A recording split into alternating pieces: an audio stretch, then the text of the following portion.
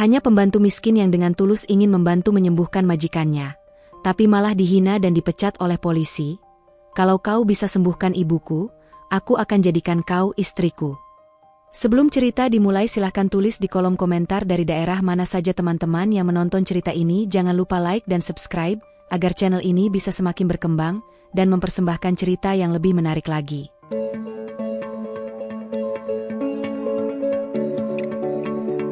Gang kecil itu hanya selebar 2 langkah kaki orang dewasa. Dinding rumah-rumah reot saling menempel rapat, seperti mencoba saling menghangatkan satu sama lain dari dinginnya dunia. Di salah satu ujung gang itulah Alia tinggal.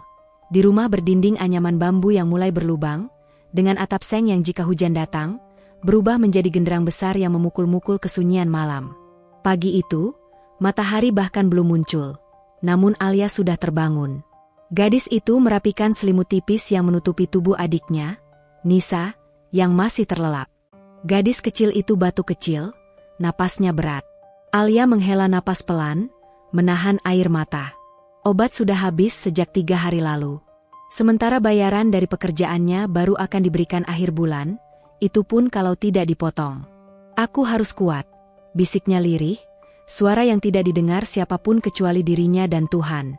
Dengan hati-hati agar tidak membangunkan adiknya, Alia mengambil ember kosong, berjalan keluar rumah.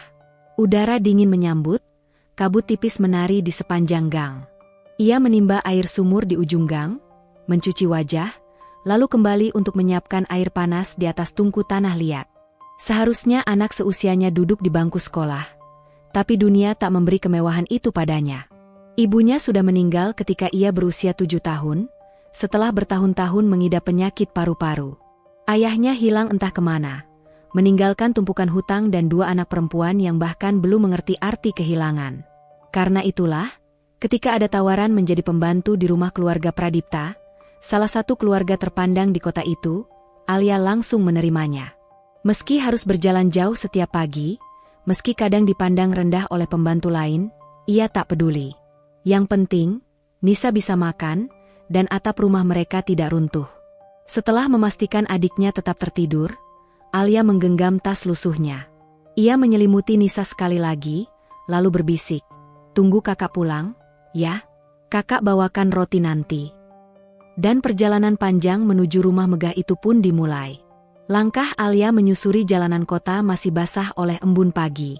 Ia memeluk tas kainnya erat-erat, sementara udara dingin terasa menusuk sampai ke tulang. Tak ada keluhan keluar dari bibirnya. Ia terbiasa dengan ini, bangun sebelum matahari, bekerja setelah langit gelap, tidur saat tubuh sudah tak sanggup lagi bergerak. Rumah keluarga Pradipta berdiri megah di ujung jalan beraspal halus. Berpagar tinggi, diapit pepohonan rindang, dan memiliki halaman luas yang selalu disapu bersih. Setiap kali Alia lewat pintu gerbang itu, ia merasa seperti memasuki dunia lain. Dunia yang terang, hangat, dan penuh kenyamanan yang tidak pernah ia miliki. "Cepat, kamu terlambat 5 menit. Suara cempreng Fatinah, pembantu senior, menyambut kedatangannya. Alia menunduk sopan. "Maaf mbak, jalanan becek habis hujan semalam." Alasan, "Lain kali berangkat lebih pagi. Kalau tidak, saya laporkan ke Bu Sabrina." Bu Sabrina adalah manajer rumah tangga di rumah itu, wanita yang terkenal disiplin dan tak segan memotong gaji jika merasa pekerjaan tak sempurna. Alia menunduk lebih dalam. "Iya, mbak." Fatinah mendengus, lalu berlalu sambil membawa sapu. Alia tak membalas. Ia tahu, melawan hanya akan memperburuk keadaan. Ia langsung menuju dapur, menggulung lengan baju, dan mulai mencuci piring sisa makan malam keluarga Pradipta. Air dingin mengenai tangannya, membuat jemari kurusnya memucat. Tapi tetap, ia mencuci dengan hati-hati. Setelah itu, ia menyapu lantai marmer ruang makan yang dingin dan mengilap. Sekitar pukul 7 pagi, ketika pekerjaan di dapur selesai, Bu Sabrina datang memanggilnya. "Alia." "Iya, Bu." "Setelah ini kau ke kamar Nyonya Ratna. Dia belum sarapan. Bawa bubur lembut. Dokter bilang dia masih lemah." Alia mengangguk. "Siap, Bu." Di rumah ini, ada satu orang yang membuat Alia tetap bertahan, Nyonya Ratna Pradipta. Meski kaya dan terpandang, Nyonya Ratna tidak sombong. Tatapannya lembut, tutur katanya halus. Bahkan pernah, diam-diam, ia memberi Alia uang lebih dan berkata, "Untuk adikmu beli buku." Maka, ketika Nyonya Ratna mulai jatuh sakit seminggu terakhir, demam ringan yang perlahan berubah jadi letih tak kunjung hilang, Alia selalu menjadi orang pertama yang datang ke kamarnya. Pagi itu, ia membawa nampan berisi bubur ayam tanpa minyak, teh hangat, dan obat. Ia mengetuk pelan pintu kamar luas itu. "Bu, saya Alia. Boleh masuk?" Tak ada jawaban. Tapi pintu tak dikunci, maka ia masuk perlahan. Ruangan itu wangi lavender. Tirai digeser sedikit, membiarkan cahaya pagi masuk menyapu kasur besar tempat seorang wanita parubaya terbaring. Nyonya Ratna membuka mata perlahan. Senyum samar muncul. "Alia." "Selamat pagi, Bu. Saya bawakan sarapan." Dengan hati-hati, Alia duduk di kursi kecil di samping ranjang. Ia meniup perlahan bubur panas, lalu membantu Nyonya Ratna duduk bersandar. "Terima kasih, kamu selalu perhatian," ujar sang nyonya pelan. Suaranya melemah, namun matanya masih dipenuhi keteduhan. Alia menggeleng. "Saya hanya melakukan apa yang harus saya lakukan, Bu." Setelah makan beberapa sendok bubur, tiba-tiba napas Nyonya Ratna sedikit berat. Ia memegang dadanya. Alia panik. "Bu, Ibu kenapa?" Nyonya Ratna tersenyum samar, menahan sakit. "Tidak apa, hanya sedikit pusing. Biar saya panggil dokter." "Tidak perlu, sebentar lagi juga hilang. Kamu tenang saja." Alia tidak tenang. Tapi ia merasa tidak pantas membantah. Menjelang siang, demam Nyonya Ratna naik. Keringat dingin membasahi pelipisnya. Alia mengompres kening sang nyonya dengan air hangat, mengganti handuk tiap beberapa menit, menjaga agar suhu tubuh tidak semakin tinggi. Di luar kamar, pembantu lain sibuk bersiap menyambut kedatangan Arhan. Arhan Pradipta, putra tunggal Nyonya Ratna. Polisi muda. Disegani, tegas, jarang pulang. Alia pernah melihatnya sekali. Tatapan matanya tajam. Rahangnya kokoh. Cara jalannya menunjukkan bahwa ia tidak terbiasa diperintah, dialah yang memerintah. Dan hari ini, ia pulang karena laporan bahwa ibunya sakit. Suasana rumah berubah lebih formal. Semua orang menunduk saat mobil hitamnya memasuki halaman. Alia masih di kamar Nyonya Ratna saat pintu terbuka dan sosok itu masuk. "Ibu," suara Arhan pelan namun berwibawa. Nyonya Ratna mencoba tersenyum. "Han, kamu pulang." Arhan duduk di sisi ibunya. Jemarinya menggenggam tangan sang ibu. Hangat, namun tegang. Ia melirik Alia, sekilas, datar, tanpa emosi. "Kamu siapa?" tanyanya singkat.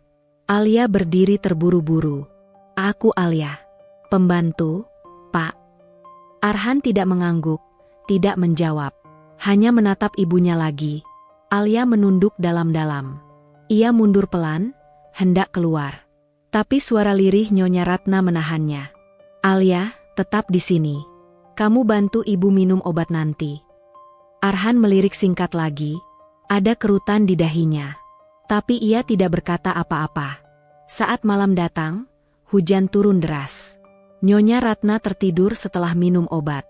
Alia duduk diam di sofa kecil dalam kamar yang sama, berjaga sedia jika sang nyonya terbangun.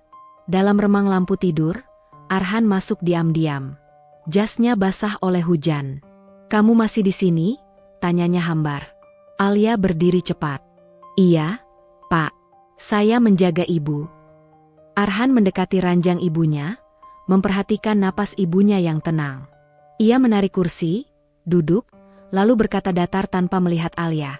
"Besok biar perawat yang urus. Kamu kembali ke tugasmu saja."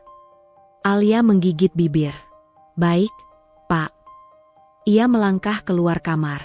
Tapi sebelum pintu tertutup, ia menoleh. Arhan sedang menggenggam tangan ibunya, wajahnya dingin namun menyimpan cemas yang dalam. Alia menutup pintu perlahan. Hatinya berbisik, semoga besok ibu membaik. Ia tidak tahu, besok yang datang bukan kesembuhan, melainkan badai, hujan turun semalaman. Dini hari, udara dingin merambat hingga ke sela-sela jendela besar kamar Nyonya Ratna. Lampu tidur redup tetap menyala. Alia, yang semula diizinkan pulang, diam-diam kembali duduk di kursi kecil dekat pintu kamar. Ia tidak bisa tenang membiarkan Nyonya sendirian. Apalagi tadi malam suhu tubuh sang Nyonya sempat naik lagi. Sekitar pukul 3 pagi, Nyonya Ratna mengerang pelan. Alia spontan mendekat. "Bu, ibu mau minum?" Nyonya membuka mata, napasnya pendek-pendek. "Air." Alia cepat-cepat menuang air hangat ke gelas, membantu sang Nyonya minum perlahan. Namun sebelum tegukan berikutnya, tangan Nyonya Ratna terkulai lemah. Matanya terpejam paksa. Nafasnya berat, lalu terhenti sejenak. Bu? Ibu, tolong. Pak Arhan." Alia memanggil panik. Pintu kamar terbuka cepat. Arhan berlari masuk, wajah kaget berubah tegang. "Apa yang terjadi?" Saya tidak tahu, Pak. Tadi ibu minta air, lalu tiba-tiba geser." Arhan menyingkirkan gelas dari tangan Alia, memeriksa napas ibunya. Ibu. Napas Nyonya Ratna tersengal. Matanya setengah terbuka, tubuhnya menggigil hebat. Arhan langsung mengangkat telepon. "Dokter, cepat, rumahku, sekarang." Fatinah dan pembantu lain berdatangan. Semua panik. Alia berdiri dekat pintu, tubuhnya membeku, tangan gemetar. Ia ingin membantu, tapi takut menghalangi. Beberapa menit kemudian, ambulans datang, sirene memecah kesunyian subuh. Para tenaga medis masuk, memeriksa tekanan darah, memasang oksigen, dan mengangkat Nyonya Ratna ke tandu. Arhan mengikuti, wajahnya keras namun matanya memerah. Dan di saat kacau itulah, suara tajam meluncur. "Dia!" teriak Fatinah sambil menunjuk Alia. Semua kepala menoleh. Alia tersentak. "Apa maksudmu?" Arhan menatap tajam. "Saya lihat dia. Dia yang tadi membuat bubur untuk Nyonya. Setelah makan itu, Nyonya makin parah. Jangan-jangan dia yang..." "Aku enggak, aku cuma..." Alia berusaha bicara, namun kata-katanya tertahan di tenggorokan. "Saya juga lihat," sambung pembantu lain dengan ragu. "Dia yang kasih makan Nyonya Ratna kemarin sore." Arhan menatap Alia. Mata itu menusuk seperti pisau. "Apa yang kau lakukan kepada ibuku?" Alia menggeleng cepat, mata berkaca. "Saya tidak melakukan apa-apa, Pak. Saya cuma merawat ibu. Saya..." "Cukup," bentak Arhan. "Kalau sampai ibu saya kenapa-kenapa, kamu bertanggung jawab." Alia mundur satu langkah. Hujan di luar semakin deras. Air mata jatuh di pipinya. Bukan karena marah, tapi karena ketakutan. Bukan takut dipukul, tapi takut dianggap jahat. Petugas membawa Nyonya ke ambulans. Arhan ikut. Sebelum masuk mobil, ia menatap tajam ke arah Alia dan mengucapkan kalimat yang akan selalu membekas. "Kalau kau bisa sembuhkan ibu saya, aku akan jadikan kau istriku. Tapi kalau tidak, kau akan saya pastikan tidak akan pernah menginjak rumah ini lagi." Pintu ambulans tertutup. Sirene meraung, meninggalkan Alia berdiri sendirian di teras. Basah, beku, dan hancur subuh itu, rumah besar keluarga Pradipta berubah sunyi. Tidak ada suara. Tidak ada lagi tawa lembut Nyonya Ratna. Tidak ada rasa aman. Alia duduk di bangku kayu depan dapur. Pakaiannya separuh basah karena hujan. Rambutnya menempel di wajah, matanya sembab. Namun ia tidak menangis keras. Tidak ada tenaga lagi. Ia hanya duduk diam, menatap lantai. Salahkah aku? Apa aku benar-benar penyebabnya? Tapi hatinya menolak. Ia ingat setiap sendok bubur yang ia suapkan, setiap kain kompres yang ia peras, setiap doa yang ia bisikkan di malam buta. Ia hanya ingin membantu. Itu saja. Pagi menjelang. Setelah ambulans pergi, Bu Sabrina memaksa seluruh penghuni rumah kembali bekerja seperti biasa. Namun satu hal berubah, aura dingin. Tidak ada yang bicara pada Alia. Tidak ada yang menyapanya. Beberapa hanya berbisik dari jauh. Itu dia yang racunin Nyonya. Muka lugu, tapi siapa tahu. Makanya, jangan percaya sama orang miskin. Alia mendengar semuanya. Tapi ia diam. Menjelang pukul 8 pagi, Bu Sabrina datang mendekat dan berkata dingin, "Kemasi barang-barangmu. Tuan Arhan tidak mau kamu berada di rumah ini lagi." Alia menatapnya kaget. "Tapi Bu, saya tidak. Tidak perlu alasan. Pergi sebelum keluarga besar tahu dan bikin ribut." Dengan langkah lemas, Alia kembali ke kamar kecil tempat ia biasa tidur dan mengganti seragam. Ia memasukkan beberapa potong baju, buku catatan tua, dan uang tip dari Nyonya Ratna ke dalam tas lusuhnya. Di kepala pelan-pelan suara Nyonya Ratna muncul. "Alia, kamu gadis baik. Jangan berhenti percaya kebaikan." Air mata yang dari tadi tertahan akhirnya jatuh. Namun sebelum pergi, Alia melakukan satu hal. Ia kembali ke kamar Nyonya Ratna yang kosong. Tirai masih tergerai, tempat tidur dingin tak berpenghuni. Alia mendekat, berlutut, dan menempelkan keningnya di ranjang itu. "Bu, saya tidak menyakiti Ibu. Demi Allah, saya tidak akan berhenti mendoakan Ibu. Meski mereka usir saya tetap tulus sayang sama Ibu." Ia berdiri, membalik badan, dan pergi. Tanpa tahu, langkah kakinya akan membawa takdir baru.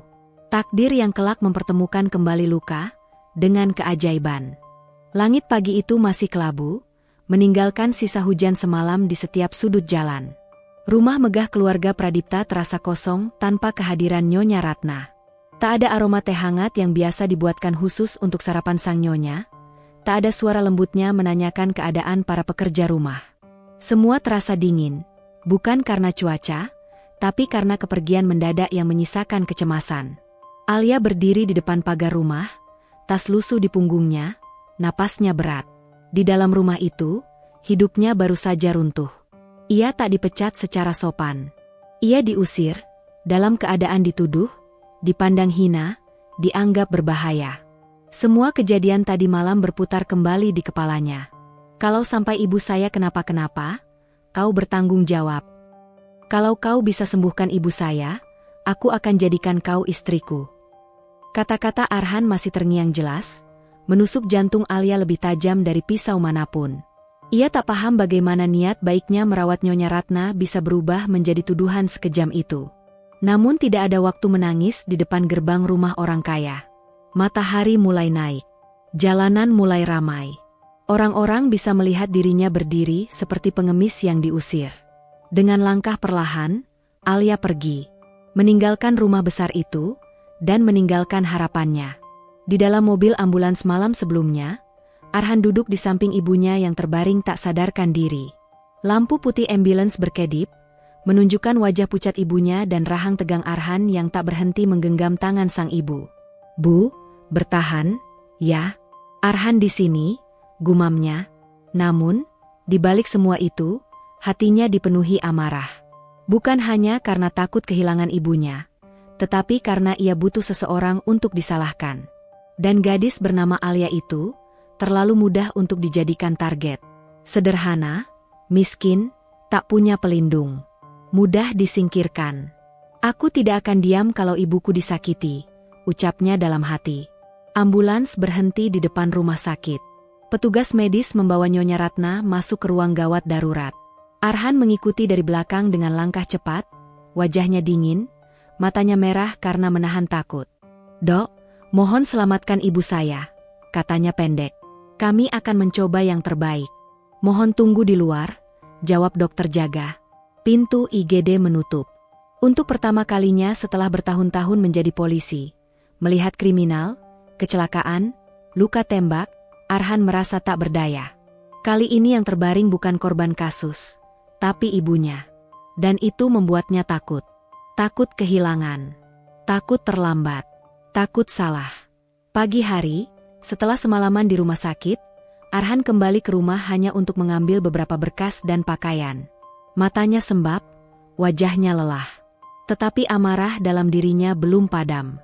Saat ia tiba, Bu Sabrina segera mendekat. "Tuan Arhan." "Bagaimana keadaan rumah?" tanya Arhan dingin. "Semua terkendali, Tuan. Alia sudah diperintahkan pergi." Arhan mengangguk pelan, tanpa ekspresi. Namun dalam hatinya, ada kepuasan dingin. Baginya, itu bukan keputusan emosional. Itu keadilan. Atau setidaknya, ia pikir begitu. Namun Bu Sabrina ragu sejenak, lalu berkata lirih, "Tapi, Tuan, sebelum pergi, dia sempat masuk ke kamar Nyonya. Dia menangis di samping ranjang dan bilang tidak bersalah." Arhan berhenti. Matanya menyipit. "Dia bilang begitu?" "Iya, Tuan. Dia, sepertinya tulus." Arhan mendengus. Orang seperti dia pandai berpura-pura. Jangan terkecoh. Orang miskin, kalau terdesak bisa lakukan apa saja. Bu Sabrina menunduk. "Baik, Tuan." Jawaban itu membeku di udara. Dingin. Tanpa empati. Namun ia tidak sadar, kata-kata itu akan menjadi penyesalan terbesarnya. Alia berjalan kaki sepanjang 5 kilometer pulang, menuju gang sempit tempat rumahnya berdiri. Jalannya menurun, becek, dan sesekali dilewati kendaraan. Orang-orang memandangnya, beberapa mengenalinya sebagai pembantu dari rumah besar di ujung kota. "Alia, kok pagi-pagi sudah pulang?" tanya Bu Yani, penjual sayur di persimpangan. Alia hanya menunduk. "Saya sudah nggak kerja di sana lagi, Bu." "Loh? Kenapa? Kamu kan anak baik." Alia tersenyum kecil. "Rezeki orang beda-beda, Bu." Bu Yani tahu Alia berbohong. Tapi ia tidak bertanya lagi. Ia hanya menatap gadis itu pergi, dengan rasa iba yang menyesakkan dada. Sesampainya di gubuk kecilnya, Alia mendapati Nisa, adiknya, masih tertidur, batuk sesekali. Alia meletakkan tas, duduk di lantai, dan mendekap adiknya pelan. Saat itulah air mata jatuh. Bukan karena ia lemah, tapi karena ia tak bisa lagi menahan semua. Ia kalah. Ia dipukul dunia tanpa perlawanan. Ia dituduh melakukan hal yang tak pernah ia pikirkan.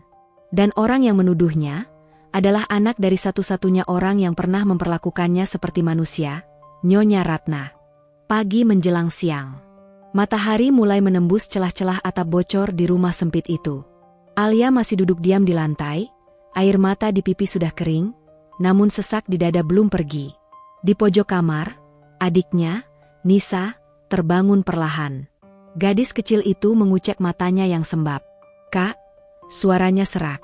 "Kakak baru pulang?" Alia tersenyum, senyum yang dipaksakan. "Iya, Nis, kakak pulang." Mata Nisa melebar. "Apa Nyonya sudah sembuh? Kak, kau kan jaga beliau semalaman?" Alia terdiam sesaat. Ada rasa perih menusuk. Tapi ia tidak ingin membuat adiknya ikut jatuh dalam kecemasan. Pelan ia menggeleng. "Belum, Nyonya masih di rumah sakit." Nisa menunduk, kedua tangannya menggenggam selimut. "Kak, apa kau dipecat?" Kali ini Alia tak bisa bohong. "Iya, Nis." Tidak ada tangis. Tidak ada teriakan. Tapi keheningan yang jatuh terasa jauh lebih menyesakkan. "Dia marah?" tanya Nisa lirih. Alia tersenyum, namun suaranya patah. "Bukan hanya marah." Nisa menatap kakaknya dalam-dalam. "Kak, mereka nyakitin kakak, ya?" Alia tak menjawab. Ia hanya menarik adiknya ke pelukannya. Dan di pelukan itu, Nisa bisa merasakan tubuh kakaknya bergetar. Sementara itu, di rumah sakit, suasana ruang tunggu lantai VIP terasa sunyi. Hanya suara mesin monitor dari dalam ruangan gawat darurat yang sesekali terdengar samar. Arhan berdiri di depan jendela kaca besar, menatap kota dari lantai 8. Jas hitamnya terlepas, hanya mengenakan kemeja putih yang lengannya digulung sampai siku. Rambutnya sedikit berantakan. Ia lelah. Tapi matanya masih menyimpan bara. Ponselnya berdering. "Han, kondisi ibumu?" Suara adiknya, Arindra, terdengar dari seberang. "Stabil." Tapi belum sadar, jawab Arhan pelan. "Sabar, ya. Aku masih tugas di luar kota. Kalau bisa, aku pulang besok. Jaga dirimu." Sebelum telepon ditutup, Arindra sempat bertanya, "Han, aku dengar dari Bu Sabrina, kamu usir pembantu itu?" "Alia?" Rahangi Arhan mengeras. "Dia yang terakhir bersama ibu. Dan setelah itu ibu koma." "Jadi kau yakin, dia pelakunya?" Arhan menahan napas sejenak. Kalau bukan dia, siapa lagi? Tapi dia anak baik, Han. Ibu selalu cerita tentang dia. Arhan menggertakkan gigi. Kita butuh fakta, bukan perasaan. Telepon berakhir di situ. Namun kata-kata itu bergaung di pikirannya. Ibu selalu cerita tentang dia. Ada sedikit goresan ragu di hatinya. Tapi ia buru-buru membuangnya jauh-jauh. Beberapa jam kemudian, polisi forensik yang diperintahkan Arhan mendatangi rumah keluarga Pradipta untuk memeriksa kamar Nyonya Ratna. Bu Sabrina menyambut mereka dengan wajah panik. "Pak, apa perlu sampai begini?" "Perintah Arhan, Bu. Kami hanya menjalankan tugas," jawab salah satu petugas. Mereka mengambil sampel teh di meja samping tempat tidur, sisa makanan, bahkan obat-obatan herbal yang biasa diberikan Alia. Tak satu pun tahu bahwa semua itu hanyalah kesalahpahaman yang kelak membuka luka jauh lebih dalam. Di gang sempit tempat Alia tinggal, kabar pengusirannya menyebar cepat. "Katanya nyonya itu koma gara-gara dia," bisik seorang ibu warung. "Mana mungkin? Alia anak baik," sahut yang lain. "Tapi katanya polisi yang ngomong sendiri. Anaknya nyonya itu." Kalau polisi yang bilang, ya pasti benar. Gosip itu seperti angin dingin yang menampar wajah Alia dari belakang. Ia tidak mendengar langsung, tapi ia tahu orang-orang mulai menjauh. Beberapa menatap dengan iba, yang lain dengan curiga. Namun Alia tetap diam. Tidak membela diri, tidak membenci. Ia hanya menunduk, menahan sakit. Sore itu, hujan turun perlahan. Atap rumah Alia bocor di 3 tempat. Air jatuh ke ember dan baskom kecil. Nisa menggigil, batuk-batuk. Alia menyalakan kompor butut dan merebus air untuk membuat wedang jahe seadanya. "Kak, kalau kakak nggak kerja lagi, uang makan kita gimana?" tanya Nisa pelan. Pertanyaan itu seperti pisau. Alia menatap api kecil di bawah panci. "Kakak cari kerja lain. Jangan takut. Kalau mereka bilang kakak jahat, biarin. Orang boleh bilang apa saja. Tuhan tahu siapa kita." Nisa menatap kakaknya lama. Ada kekaguman dan kesedihan di matanya. Karena ia tahu, kakaknya berbohong demi membuatnya tenang. Hujan turun semakin deras. Udara dingin menyusup sampai ke tulang. Alia duduk bersandar di dinding kayu rumahnya yang lembab, memeluk lutut sambil menatap lantai tanah yang mulai basah oleh rembesan air. Nisa sudah tertidur, kelelahan oleh batuknya.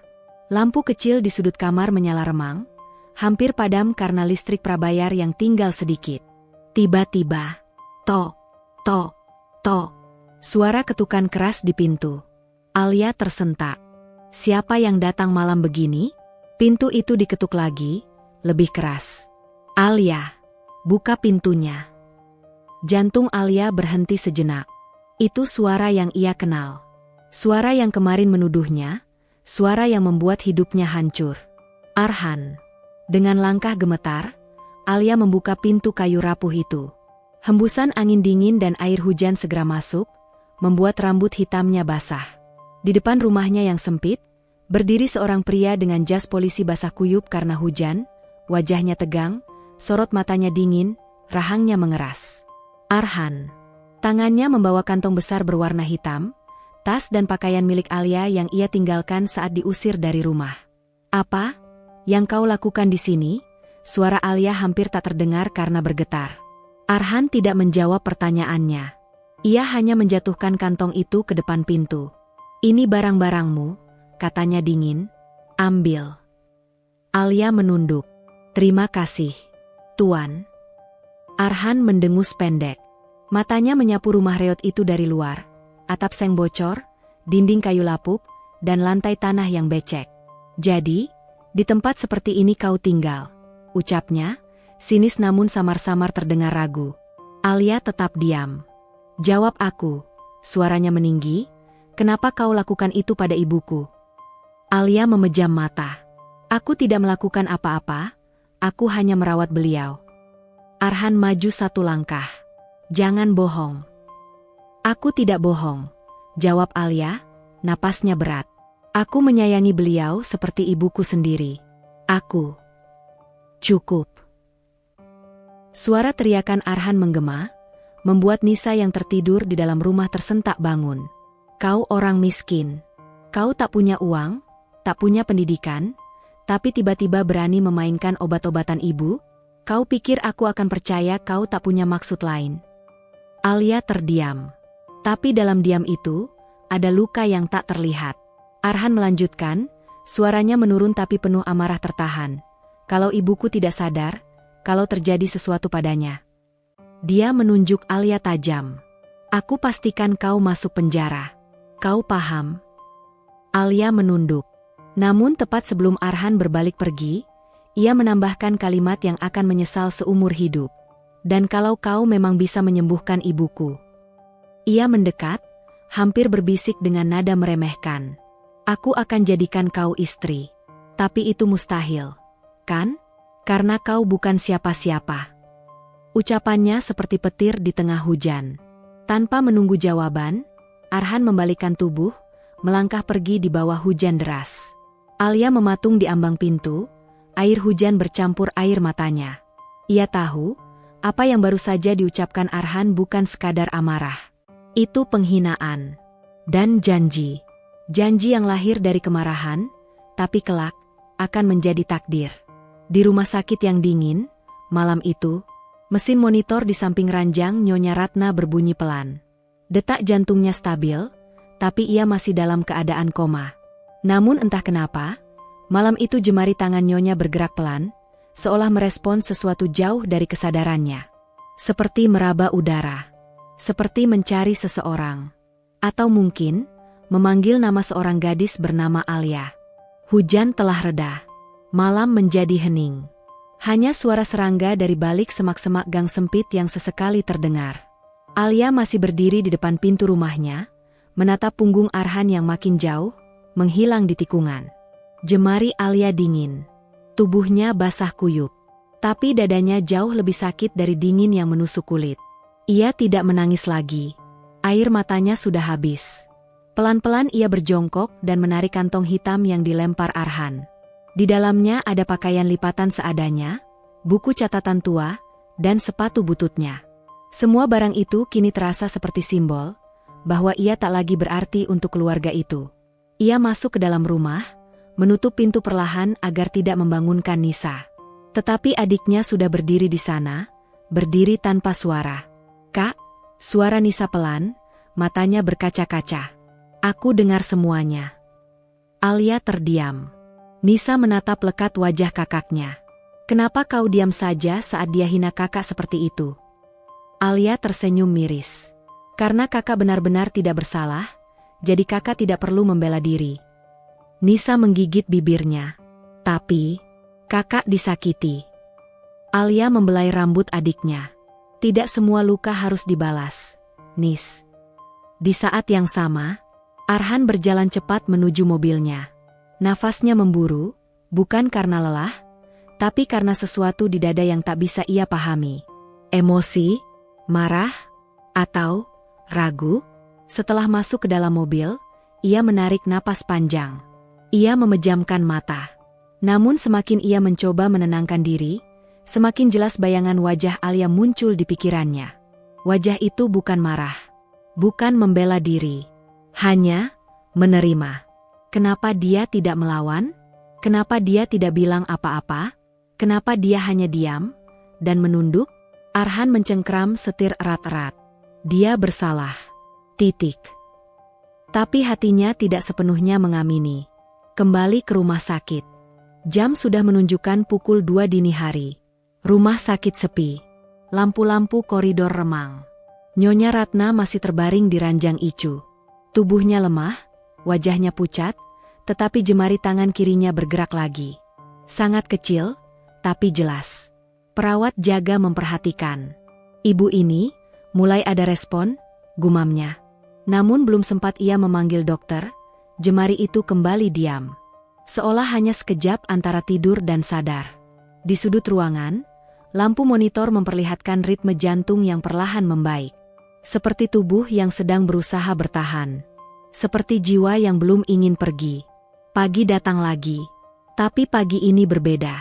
Rumah Alia tak lagi berisi percakapan hangat dua saudara. Tak ada senyum. Tak ada pujian kecil. Yang ada hanya diam. Dan diam itu jauh lebih keras dari teriakan. Alia duduk di depan rumah, menambal sandal adiknya yang putus. Jemarinya cekatan, meski matanya tampak lelah. Di seberang jalan, beberapa ibu-ibu tetangga berdiri sambil bergosip. Itu dia Alia. Kasihannya, tapi kalau benar dia racuni majikannya, ngeri juga. Gak kelihatan sih anaknya kayak gitu. Tapi yang nuduh anak polisi langsung loh. Alia mendengar semuanya. Tapi ia hanya tersenyum kecil. Bukan karena kuat, tapi karena ia tidak punya pilihan lain. Sementara itu, sebuah mobil hitam berhenti di depan rumah keluarga Pradipta. Arhan turun, membawa tas berisi pakaian baru. Matanya sembab karena begadang. Namun ia tidak kembali ke rumah, ia langsung ke rumah sakit. Begitu masuk ke ruang ICU, ia mendapati dokter sedang memeriksa kondisi ibunya. "Dok, bagaimana keadaan ibu saya?" Suaranya serak. Dokter melihat grafik monitor. Perubahan tidak signifikan, tapi ada perkembangan. Perkembangan? Respon otot. Tadi malam, jemari tangannya bergerak. Arhan terpaku. Artinya, ibu Anda mendengar atau merasakan sesuatu. Arhan mendekat, duduk di samping ibunya. Ia menggenggam tangan itu, dingin, tapi hangat di hatinya. "Bu, Arhan di sini." Dalam hati kecilnya, ia berbisik, "Kalau ibu sadar, aku akan minta maaf karena sudah marah. Karena aku takut. Jangan tinggalkan aku, Bu." Tapi di balik harapannya, ia masih tidak menyadari satu hal. Bahwa satu-satunya orang yang paling ibu rindukan untuk mendengar suaranya saat bangun nanti, adalah Alia. Hening menyelimuti lorong rumah sakit pagi itu. Bau antiseptik bercampur aroma kopi dari mesin otomatis di pojok ruang tunggu. Para perawat berjalan tergesa, dokter berdiskusi pelan, dan di balik pintu kaca ruang ICU, seorang wanita parubaya masih terbaring tak sadarkan diri. Nyonya Ratna. Wajahnya masih pucat, oksigen masih terpasang di hidungnya, tetapi detak jantungnya stabil.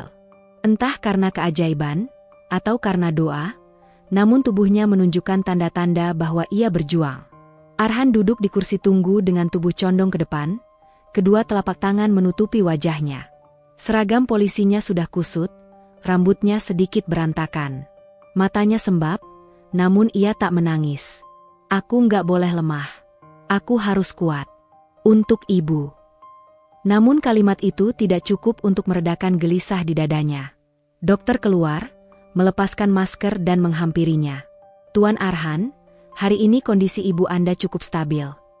Apakah ada kemungkinan beliau sadar?" tanya Arhan, suaranya serak. "Saat ini belum bisa dipastikan.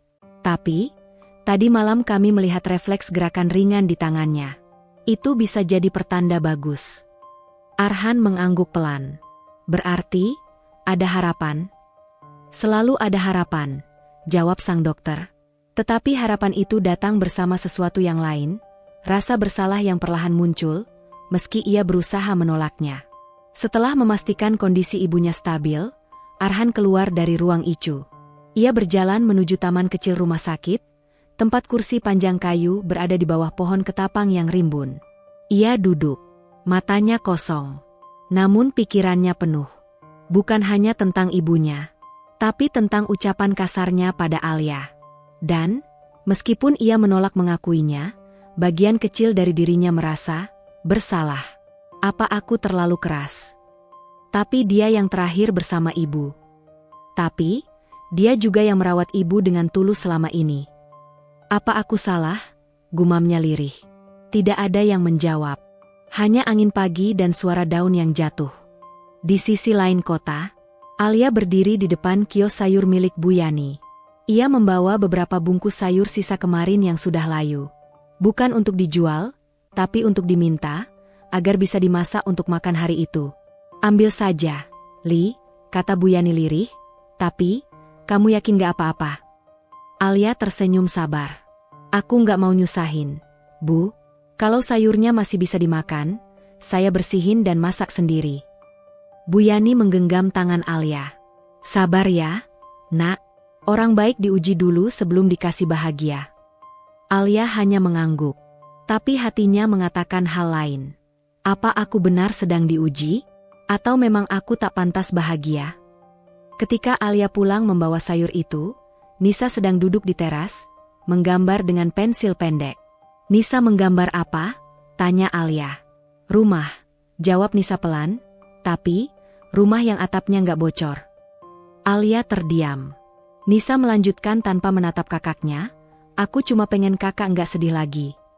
Alia mendekat, memeluk adiknya dari belakang. Kamu nggak salah. Tapi aku nggak suka mereka jahatin kakak, bisik Nisa. Alia menggeleng sambil tersenyum lemah. Kita nggak bisa atur apa yang orang katakan, yang bisa kita atur cuma hati kita. Kembali ke rumah sakit, Arhan berdiri di depan ruang dokter. Dok, aku ingin tahu hasil pemeriksaan obat yang diminum ibu sebelum jatuh koma. Dokter menatapnya serius. Kami sudah lakukan pemeriksaan darah dan lambung. Tidak ada zat berbahaya. Ini bukan racun. Arhan terpaku. Apa? Anda yakin? Suaranya menurun. Sangat yakin. Ini kemungkinan besar kelelahan dan tekanan darah drop mendadak yang memicu koma ringan. Arhan merasa dadanya diremas. Zat berbahaya tidak ditemukan. Artinya, tuduhannya pada Alia tak berdasar. Tapi ia masih menolak. Tapi, seseorang memberi ibu ramuan herbal. Dokter menghela napas. Ramuan yang perempuan itu berikan tidak berbahaya. Kami sudah tes. Justru itu menurunkan panas dan menjaga tekanan darah. Arhan terdiam lama. Perempuan itu, Alia. Gadis yang ia usir tanpa ampun. Yang ia hina. Yang ia sebut tidak berarti. Yang, mungkin, sebenarnya, menyelamatkan. Dan di saat itulah, bibit penyesalan muncul. Namun penyesalan itu masih kecil. Masih tertutup ego. Masih dilawan oleh gengsi. Tapi perlahan, retakan mulai terjadi. Arhan menatap tangan ibunya yang tak bergerak di balik kaca. Lalu tanpa sadar, ia bergumam. Kalau kau bisa sembuhkan ibuku, aku akan jadikan kau istriku. Kata-kata yang dulu ia ucapkan dengan amarah, kini menggema seperti takdir pagi berganti siang. Rumah sakit semakin sibuk. Bunyi roda berangkar, suara perawat memanggil dokter, dan aroma alkohol medis memenuhi udara. Namun di balik hiruk-pikuk itu, ada satu ruang yang tetap sunyi, ruang tempat Nyonya Ratna berbaring. Arhan masih duduk di kursi samping tempat tidur ibunya. Sejak dokter mengatakan tidak ada racun dalam tubuh sang ibu, pikirannya tak berhenti bergolak. Jadi, Alia tidak bersalah. Tapi, kenapa aku tetap ingin percaya dia penyebabnya? Atau, aku hanya butuh seseorang untuk disalahkan? Ia menatap wajah ibunya yang tenang dalam tidur panjangnya. Tiba-tiba ia teringat sesuatu, suara ibunya dulu, saat ia pulang larut karena tugas. Han, jangan pernah menilai orang hanya dari penampilannya. Orang baik tak selalu punya masa lalu indah. Tapi mereka bisa menciptakan masa depan yang lebih baik. Perlahan, genggaman tangannya pada jari ibunya mengendur. Ada rasa hangat dan perih sekaligus. Ia sadar bahwa mungkin ia telah melukai orang yang seharusnya ia lindungi. Sementara itu, Alia duduk di dapur kecil rumahnya, mengupas bawang untuk membuat nasi goreng seadanya. Tangannya cekatan, namun pikirannya entah di mana. Api kecil menyala di kompor tua. Nasi sisa semalam dituang ke wajan. Tidak ada telur, tidak ada daging. Hanya garam, kecap, dan cabai. Namun aroma sederhana itu cukup membuat Nisa tersenyum kecil. Wangi. Alia mengangguk. Nasi goreng versi kita. Nisa menatap kakaknya lama. Kak, apa kakak masih sayang Nyonya? Pertanyaan itu membuat tangan Alia berhenti mengaduk wajan. Setetes air mata jatuh, tapi ia cepat menghapusnya dengan punggung tangan. Sayang, jawabnya lirih. Sangat sayang. Walaupun Nyonya punya anak yang jahat sama kakak, tanya Nisa polos. Alia tersenyum sendu. Orang baik kadang diuji bukan oleh orang jahat, tapi oleh orang yang sedang takut. Nisa tak sepenuhnya mengerti, tapi ia memeluk kakaknya. Itu sudah cukup. Di rumah sakit yang sama, tapi di lantai 7. Seseorang datang. Seorang pria tua, berpakaian sederhana namun berwibawa. Rambutnya sedikit memutih, kakinya tegap. Ia berdiri di depan ruang Icu, menatap Nyonya Ratna dari balik kaca. Dialah Pak Pradipta, suami Nyonya Ratna, ayah Arhan. Ia baru kembali dari luar negeri setelah mendapat kabar istrinya koma. Arhan segera berdiri, memberi hormat. Ayah. Pak Pradipta menatap anaknya tajam namun penuh lelah. Bagaimana keadaan ibumu? Stabil, ya. Dokter bilang kemungkinan sadar tetap ada. Pak Pradipta mengangguk pelan. Namun setelah itu ia bertanya, siapa yang terakhir bersama ibumu? Pertanyaan yang sederhana. Arhan menelan ludah. Alia. Di mana dia sekarang? Arhan mengalihkan pandangan. Sudah kuusir. Pak Pradipta menatap anaknya dalam-dalam. Kenapa? Arhan diam. Mengapa? Suaranya kini lebih dalam, tegas. Akhirnya Arhan berkata pelan, aku kira dia penyebabnya. Aku marah. Aku takut. Pak Pradipta menarik napas panjang. Wajahnya berubah muram. Kau tahu, Han, suaranya berat, ibumu percaya gadis itu lebih dari siapapun di rumah ini.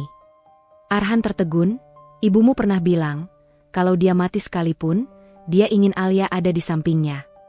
Kalimat itu menampar Arhan lebih keras dari tamparan fisik manapun. Siang itu juga, Arhan berdiri sendiri di taman rumah sakit. Tangannya menutupi wajah, matanya memerah.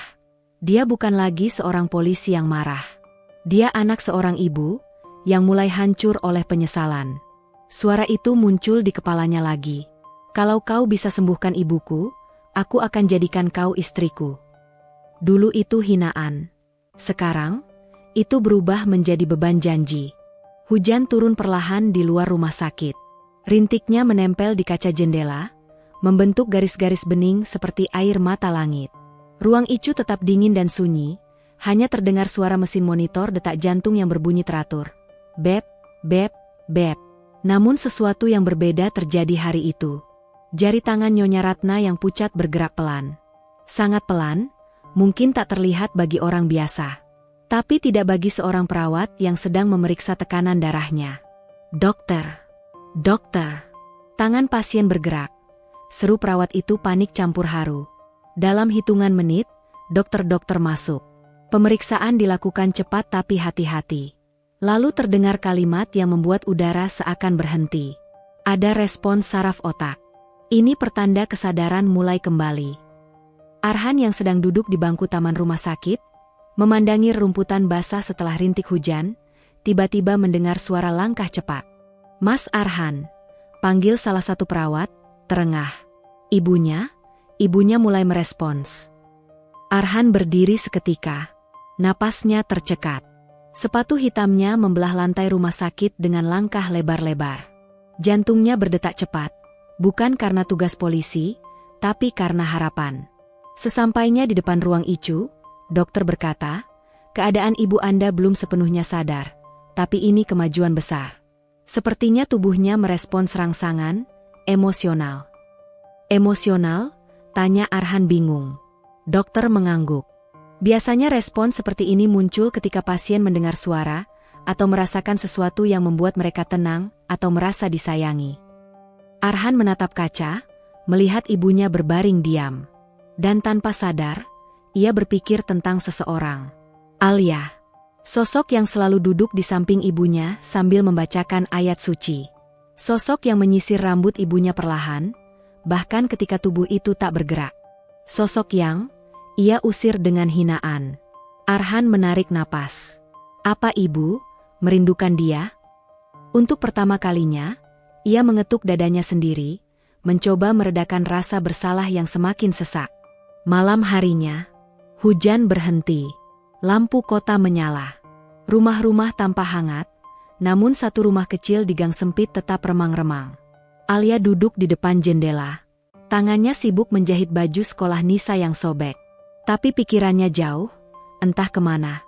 Tiba-tiba Nisa masuk sambil membawa ponsel kecil hasil pinjaman tetangga. Kak Alia, lihat ini, katanya terburu-buru. Di layar ponsel itu, muncul berita dari media online lokal. Istri pengusaha Pradipta sadarkan diri dari koma, menunjukkan respons positif. Sumber dekat keluarga mengatakan, pasien menunjukkan gerakan ringan dan penurunan risiko kritis. Nama itu, foto itu, rumah sakit itu. Alia terdiam. Tangannya gemetar memegang ponsel. Senyum tipis muncul, mata berkaca-kaca. Alhamdulillah, bisiknya lirih. Ia tidak ingin pujian. Ia tidak ingin kembali. Ia hanya bahagia bahwa seseorang yang ia anggap ibu kedua masih hidup. Di rumah sakit, di ruang yang masih diterangi lampu putih, Arhan duduk kembali. Tapi kali ini ia tidak memejamkan mata. Ia menatap ibunya lama, dalam, dengan rasa takut dan harapan bercampur jadi satu. Lalu pelan-pelan ia mendekat, membungkuk, dan berbisik. "Bu, aku salah. Kalau ibu bisa dengar aku, maafkan aku. Aku akan cari Alia. Aku akan bawa dia kembali. Karena aku yakin, hanya dia yang ibu tunggu." Ucapannya lirih, pecah, namun tulus. Dan meskipun ibunya tak buka mata, setetes air mata jatuh dari sudut matanya. Rumah besar keluarga Pradipta kembali terasa hidup setelah lama sunyi.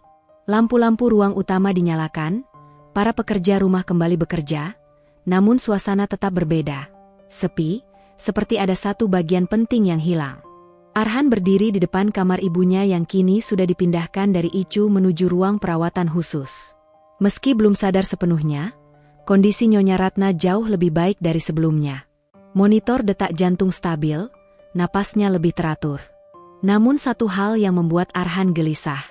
Ibunya masih belum membuka mata. Dan ia tahu, ada satu orang yang ibunya tunggu. Alia. Arhan melangkah ke kamar bekas Alia. Pintu kayu itu berderit pelan saat dibuka. Kamar yang dulu sederhana tapi rapi kini kosong. Hanya ada ranjang kecil, lemari kayu lapuk, dan secari kertas di atas meja. Kertas itu bertuliskan tulisan tangan. "Terima kasih sudah mengizinkan saya merawat Nyonya selama ini. Kalau saya memang bersalah, biarlah Allah yang menilai. Saya tidak akan pernah lupa kebaikan Nyonya Ratna kepada saya. Alia." Arhan meremas kertas itu. Mulutnya bergetar. Ia menghela napas tajam, menahan penyesalan yang semakin menyesakkan. Tak ada alamat, tak ada jejak, hanya rasa bersalah. Di dapur, salah satu pembantu tua, Mak Sari, mendekat perlahan. "Den Mas Arhan." Arhan menatap. "Ada apa, Mak?" Mak Sari menggigit bibir.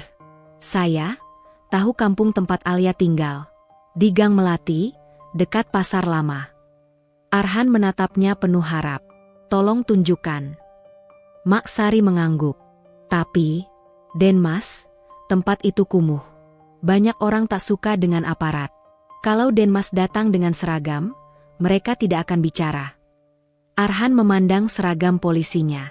Ia kemudian meletakkannya. Hari itu, ia pergi bukan sebagai polisi, tapi sebagai seseorang yang ingin menebus kesalahan. Pagi itu, Arhan mengendarai motor hitamnya menyusuri jalan-jalan kecil kota, sampai tiba di gang sempit yang dipenuhi jemuran baju, anak-anak bermain barefoot, dan warung-warung kecil beratap seng. Orang-orang menatapnya curiga. Wajahnya asing di sana. Ia berhenti di depan warung kecil. Penjualnya, ibu-ibu paruh-baya, menatap penuh tanya. "Permisi, Bu, apa ibu kenal gadis bernama Alia? Tinggi, rambut hitam panjang, sering membawa keranjang sayur." Ibu warung itu diam sesaat, lalu menggeleng cepat.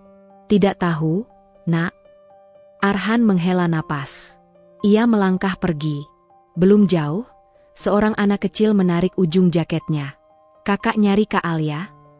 Arhan menunduk. "Iya."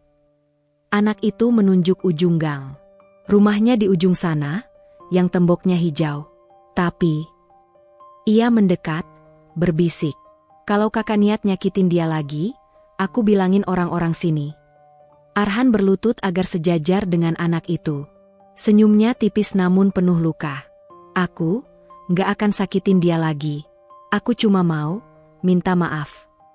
Anak itu menatapnya lama, lalu mengangguk. Di rumah reot berwarna hijau pudar itu, pintu tertutup rapat. Di depan rumah ada sandal kecil dan ember bekas untuk menampung air hujan. Arhan mengetuk pelan. Tok, tok. Tak ada jawaban. Ia mengetuk lagi.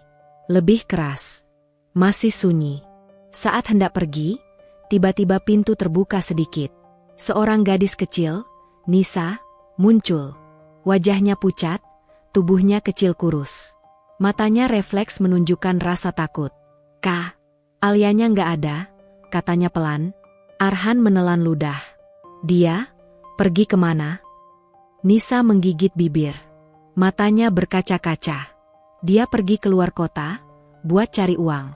Katanya nggak akan balik sebelum bisa buktiin dia nggak bersalah." Arhan diam. "Hari ini, hari pertama dia pergi," sambung Nisa lirih. "Dia titip omongan." Arhan menatap serius. "Apa?" Nisa mengulang pelan. "Kalau saya pergi, bukan karena benci, tapi karena saya tak punya tempat lagi untuk pulang." Arhan terdiam. Dunia seakan ikut membeku bersamanya. Sejak pintu rumah hijau itu kembali tertutup, Arhan berdiri lama di depan sana. Udara gang sempit terasa berat, seolah setiap napas yang ia hirup membawa rasa bersalah yang menekan dadanya. Nisa masih berdiri di ambang pintu. Meski ketakutan, ia tak menutup pintu begitu saja. Arhan memandang anak itu dengan sungguh-sungguh.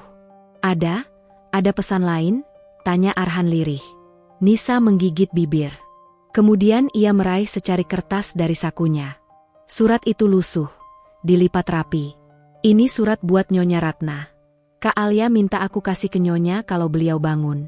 Tapi..." Mata Nisa menatap Arhan dalam-dalam. "Sekarang aku kasih ke kakak. Kalau kakak benar-benar mau tolong Ibu Alia." Arhan menerimanya dengan tangan bergetar. Surat itu tertulis dengan tangan Alia. "Untuk Nyonya Ratna, jika saatnya saya sudah tak di sini saat Nyonya bangun, maafkan saya. Saya hanya ingin menjaga nama baik Nyonya. Saya pergi bukan karena lelah merawat, tapi karena saya tak ingin jadi alasan pertengkaran dalam keluarga ini.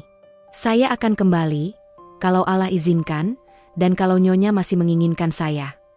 Tulisan itu sederhana, tapi membuat dada Arhan sesak. Ia melipat surat itu perlahan, lalu bertanya, "Dia pergi kemana?" Nisa menggeleng. "Katanya mau ikut bus antar kota. Tapi aku nggak tahu kota mana. Dia cuma bilang, kalau rezeki ada, dia bakal kerja di rumah makan atau jadi perawat lansia." Keheningan menyelimuti sejenak. Lalu, dari sudut matanya, Arhan melihat seorang tetangga, laki-laki parubaya yang sejak tadi memperhatikan. Ia menghampiri. "Alia sering ke terminal kota timur kalau dia mau pergi jauh," ujar lelaki itu pelan. "Kalau cepat, kamu masih bisa nyusul bus pertama pagi tadi. Tapi kalau sudah lewat, entah." Arhan mengangguk dalam, menahan gejolak dalam hatinya. "Terima kasih. Aku akan cari dia." Dalam perjalanan pulang, Arhan mengendarai motornya tanpa suara. Jalan terasa lebih panjang, kota lebih sunyi. Sinar matahari sore redup, seolah ikut merasakan kekosongan dalam hatinya. Sesekali, ia merogoh saku jaket, memastikan surat Alia masih ada. Kata-kata dalam surat itu terus terulang di kepalanya. "Saya pergi bukan karena lelah merawat, tapi karena saya tak punya tempat untuk pulang." Dunia seperti menamparnya. Ia baru menyadari, selama ini ia memaksa dirinya menjadi pelindung ibunya. Tapi justru menghancurkan seseorang yang ibunya percayai. Sesampainya di rumah sakit, Arhan masuk ke ruang ibu. Ruangan itu sunyi, hanya suara alat detak jantung. Ia duduk, mengambil tangan ibunya perlahan. "Bu," suaranya parau, "aku sudah baca surat dari Alia." Ia menghela napas, lalu menunjukkan secarik surat itu. "Ibu pasti dengar aku, kan? Dia pergi karena aku usir. Karena aku nggak percaya." Air matanya jatuh. Bukan sebagai polisi, bukan sebagai pria gagah, tetapi sebagai anak yang merasa gagal. "Kalau ibu ingin dia kembali," suaranya bergetar, "aku akan cari dia. Kemanapun." Lalu, sesuatu yang kecil terjadi. Jari tangan Nyonya Ratna bergerak sekali lagi. Sangat pelan, tapi cukup untuk memberi jawaban. Ia menggenggam sangat ringan. Seakan berkata, "Pergilah." Malam itu, Arhan berdiri di balkon rumah sakit. Lampu-lampu kota terlihat bagai bintang jatuh. Di tangannya ada tas kecil. Bukan tas polisi. Bukan senjata. Hanya pakaian, dompet, dan surat Alia. Pak Pradipta menghampiri dari belakang. "Kamu yakin?" Arhan menatap ke depan. "Iya, yah. Ayah nggak bisa janji semuanya akan mudah." Arhan mengangguk. "Aku juga nggak cari yang mudah, yah." Pak Pradipta menepuk bahu anaknya. "Kalau kamu temukan dia, jangan biarkan dia berjalan sendirian lagi." Arhan tersenyum tipis. "Kali ini, aku nggak akan terlambat." Pagi hari berikutnya, terminal Kota Timur tampak sibuk. Bus-bus besar bersiap berangkat ke berbagai kota. Pedagang asongan menawarkan roti dan kopi hangat. Arhan turun dari motor. Matanya menyapu kerumunan.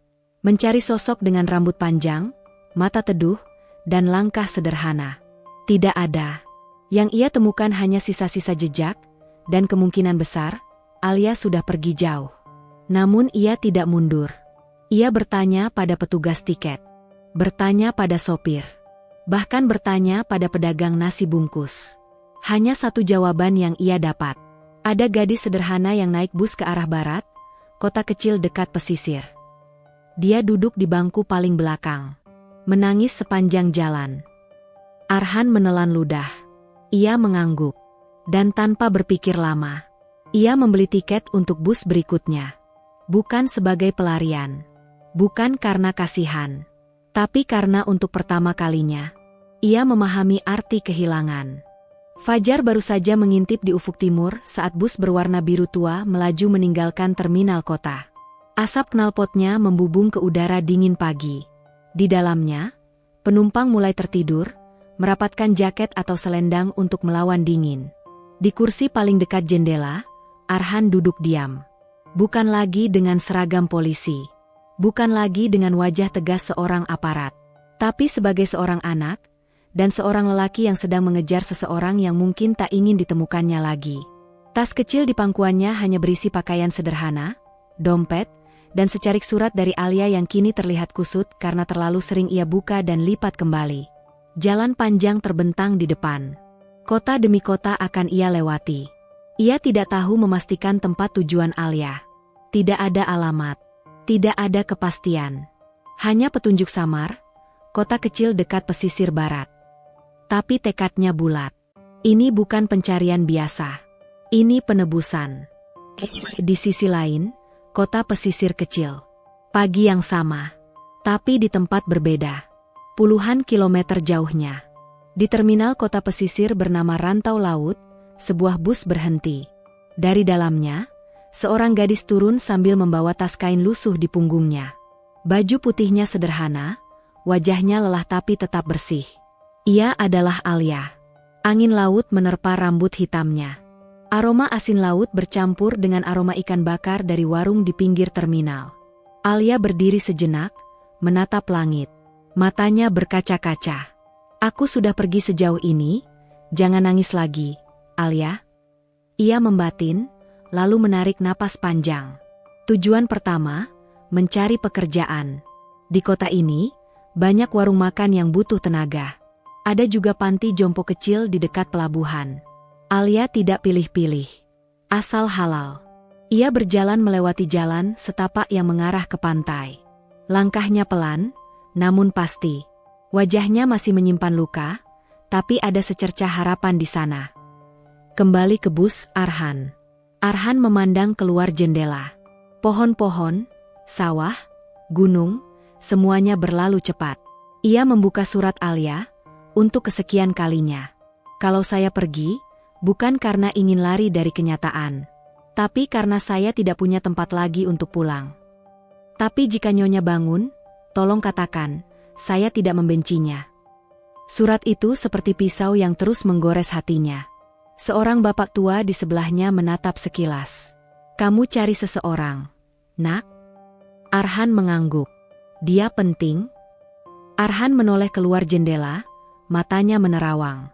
Iya, sangat penting. Tapi aku baru sadar setelah dia pergi. Bapak tua itu tersenyum simpul. Kalau memang penting, kejar. Jangan cuma tunggu waktu baik. Karena waktu baik itu datangnya setelah keputusan berani. Arhan menatap pria itu lama. Lalu mengangguk. Terima kasih, Pak. Di kota rantau laut, langkah pertama Alia. Alia mendapatkan pekerjaan hari itu. Pemilik warung makan di dekat pelabuhan, Bu Sarmi, menerima Alia meski tanpa banyak tanya. Kamu bisa masak? Bisa, Bu. Sedikit-sedikit. Bisa cuci piring? Bisa. Bisa jaga warung pagi sampai malam? Alia mengangguk. Bisa. Saya butuh pekerjaan. Bu Sarmi meneliti wajah Alia lama. Di mata gadis itu, ia melihat kelelahan, tapi tidak ada kebohongan. Baiklah, kamu mulai besok. Alia menunduk, hampir menangis. Terima kasih, Bu. Malam itu, ia tidur di loteng kecil warung itu. Kasurnya tipis. Angin laut dingin masuk lewat jendela tanpa kaca. Tapi untuk pertama kalinya setelah kejadian itu, ia tidur tanpa rasa takut. Sebelum memejamkan mata, ia berbisik. Bu, semoga ibu sehat sekarang. Semoga Arhan jaga ibu baik-baik. Ia tidak tahu, Arhan kini sedang menuju ke arahnya. Malam di bus Arhan dan penyesalan. Langit mulai gelap. Penumpang mulai tertidur. Arhan tak bisa. Ia memejamkan mata, tapi bayangan wajah ibunya dan tatapan terluka Alia terus muncul. Ia teringat saat ia berteriak pada Alia. Saat ia menuduh tanpa bukti. Saat ia mengusirnya, dengan kata-kata yang jauh lebih menyakitkan dari pukulan. Dan kalimat itu, kalimat yang ia ucapkan penuh emosi. Kalau kau bisa sembuhkan ibuku, aku akan jadikan kau istriku. Dulu itu hinaan. Kini, itu menjadi janji yang menghantuinya. Ia bersumpah pada dirinya sendiri. Jika ia temukan Alia, ia tak akan membiarkannya pergi lagi. Entah Alia bisa memaafkannya, atau tidak. Hari berganti. Bus berhenti di beberapa kota. Arhan turun, pindah kendaraan lain, dan terus mencari arah ke kota pesisir. Berkali-kali ia bertanya pada sopir bus, pedagang, petugas terminal. Akhirnya, seseorang menyebut tempat yang sama. Rantau Laut. Kota kecil dekat pelabuhan barat. Arhan tersenyum samar. Ia menemukan jejak. Meski samar, tapi cukup. Ia menarik napas, dan perjalanan yang sebenarnya baru saja dimulai. Bus terakhir berhenti di kota kecil yang namanya nyaris tak dikenal di peta digital, Rantau Laut. Udara asin bercampur angin laut segera menyambut setiap penumpang yang turun. Garis cakrawala terlihat jelas, burung-burung camar melayang rendah di udara, dan di kejauhan suara kapal nelayan terdengar samar. Arhan turun perlahan dari bus. Langkahnya tegak, tapi matanya menyimpan letih. Ia memikul tas di bahu, berdiri di terminal sederhana yang hampir kosong. Hanya ada kios kecil yang menjual kopi panas dan roti kelapa. Ia tidak tahu pasti harus kemana. Tapi ia yakin, Alia pernah melewati tempat ini. Di warung Bu Sarmi, hari kedua Alia. Sementara itu, di warung makan dekat pelabuhan, Alia sedang mencuci piring. Tangan halusnya kini mulai memerah terkena air sabun dan minyak panas. Tapi ia tidak mengeluh. Lia, tolong potong bawang merah ini, kata Bu Sarmi sambil menaruh mangkuk di meja. Iya, Bu. Alia tersenyum kecil. Senyum yang lelah, tapi tulus. Warung itu sederhana. Atap seng, meja kayu, kursi plastik. Tapi selalu penuh menjelang siang, karena banyak nelayan dan sopir truk makan di sana. Di sela-sela mencuci piring, Alia sering melirik laut. Bukan karena ia ingin pergi, tapi karena ia takut terlalu lama mengingat masa lalu. Aku harus kuat, batinnya. Kembali ke rumah sakit, Nyonya Ratna. Di kota, rumah sakit masih dipenuhi suasana tegang. Namun di salah satu ruangan perawatan khusus, terjadi keajaiban kecil. Jemari Nyonya Ratna bergerak lagi. Kelopak matanya berkedut. Matahari pagi masuk dari celah tirai jendela. Perawat mendekat, memeriksa tekanan darah. Kemudian, suara lirih terdengar. Han? Itu sangat pelan. Hampir tak terdengar. Namun perawat itu hampir menjatuhkan buku catatan di tangannya. Ibu pasien merespons. Cepat panggil keluarganya. Dalam waktu singkat, Pak Pradipta berlari masuk. Napasnya memburu. Ratna, kamu sadar? Mata Nyonya Ratna terbuka perlahan. Masih buram. Masih lemah. Tapi wajah suaminya terlihat jelas. Han, mana Han? Suaranya tipis, berbisik. Pak Pradipta menggenggam tangannya. Dia sedang mencari seseorang. Nyonya Ratna menutup mata sebentar. Bibirnya bergerak. Alia? Pak Pradipta terdiam. Ia mengangguk pelan. Iya, dia cari Alia. Sebuah senyum samar muncul di wajah Nyonya Ratna. Air mata mengalir pelan di pipinya. Terminal rantau laut, Arhan mencari jejak. Arhan mendatangi kios kecil di terminal. Permisi, Bu. Saya mencari seseorang. Wanita muda. Namanya Alia. Rambut panjang, sederhana, datang sendirian beberapa hari lalu. Penjual kopi itu memperhatikan Arhan dari ujung kaki hingga kepala. Banyak orang datang ke sini, Nak. Tapi, kalau dia turun dari bus kemarin pagi, mungkin dia ke arah pelabuhan. Di sana ada warung-warung kecil. Arhan mengangguk, wajahnya kembali menyimpan harapan. Terima kasih, Bu. Ia berjalan. Melewati pasar ikan yang bau amisnya menusuk hidung. Melewati anak-anak yang bermain pasir dengan kaki telanjang. Melewati kapal-kapal yang bersandar di dermaga. Mencari, terus mencari. Tidak tahu bahwa hanya ada satu tikungan menuju warung tempat Alia bekerja. Dan di balik dinding kayu itu, Alia sedang mengiris bawang. Warung Bu Sarmi, detik yang hampir menjadi pertemuan. Lia, tolong beli kecap di warung seberang ya. Habis? Seru Bu Sarmi dari balik dapur. Alia mengangguk, mengambil uang receh di mangkuk plastik, lalu berjalan keluar. Langkahnya pelan. Ia melewati jalan setapak di samping warung, menuju kios kecil di seberang. Pada saat yang sama, Arhan berjalan dari arah berlawanan, menuju warung, bertanya pada orang-orang di pelabuhan. Langkah mereka hanya terpisah beberapa meter. Suara napas mereka hampir saling mendengar. Namun tembok kayu dan sudut jalan memisahkan. Jika seseorang memanggil, jika Alia menoleh 1 detik lebih cepat, mereka akan bertemu. Tapi tidak. Arhan masuk ke pelabuhan. Alia belok ke kios kecil. Dunia seakan berbisik. Belum saatnya. Malam hari, 2 hati, 2 tempat, 1 doa. Alia duduk di loteng. Memeluk lutut, menatap jendela kecil tanpa kaca. Bulan tergantung, lautan tenang. Ya Allah, jauhkan aku dari benci. Jaga Ibu Ratna. Lindungi Nisa. Dan, jauhkan aku dari mengingat dia, bisiknya. Di penginapan murah dekat pelabuhan, Arhan duduk sendirian.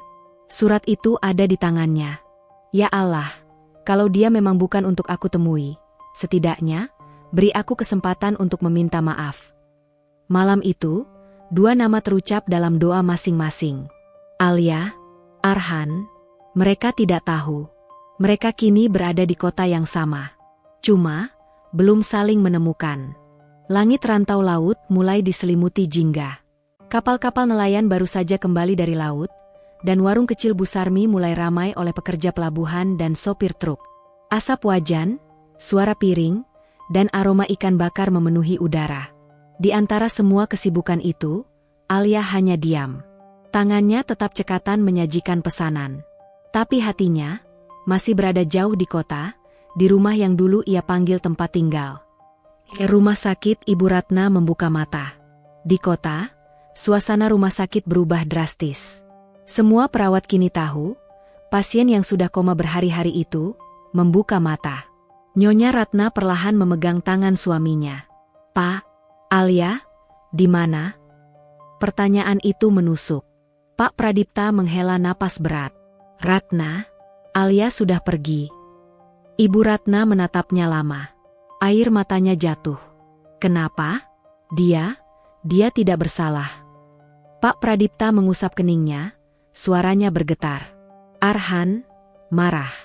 Dia pikir Alia yang buat ibu koma. Dia usir Alia. Sekarang dia sedang mencari kemanapun. Nyonya Ratna menutup mata sebentar. Air mata terus mengalir.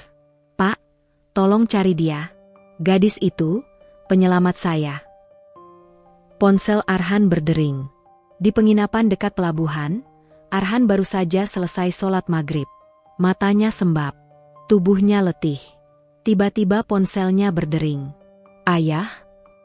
Suara di seberang terdengar tergesa. Han, cepat pulang. Dada Arhan terasa sesak. Kenapa? Ibu kenapa? Ibu sudah sadar. Arhan terdiam. Dan dia mencarimu. Dan mencari Alia. Jantung Arhan seakan berhenti sepersekian detik. Han, suara ayahnya bergetar. Ibu bilang, Alia yang merawatnya sampai akhir. Alia tidak bersalah. Arhan menutup wajah dengan telapak tangannya. Ia duduk. Lama. Sunyi. Lalu ia menjawab pelan. Ayah, beri aku waktu sedikit lagi. Aku akan menemukan dia. Aku harus minta maaf. Warung Bu Sarmi, gumam yang didengar pelanggan. Malam bertambah larut. Pelanggan mulai pulang satu persatu. Alia masih membereskan meja. Seorang sopir tua, pelanggan tetap, berkata sambil mengunyah. Lia, kamu tahu nggak? Katanya ada polisi muda keliling rantau laut. Cari cewek namanya Alia. Sendok di tangan Alia berhenti bergerak. Bibirnya bergetar. Siapa, Pak? Gak tahu lengkapnya. Tapi katanya ibunya sembuh dari koma, terus dia nyesel udah usir pembantu rumahnya. Makanya dia kesini, nyari cewek itu. Alia menunduk dalam-dalam. Dadanya nyeri, tapi juga hangat. Ibu Ratna sudah sadar? Dan Arhan mencarinya? Namun sebelum pikirannya melayang terlalu jauh, ia menggeleng pelan. Tidak, Alia. Jangan berharap. Pelabuhan, hanya jarak 1 kios.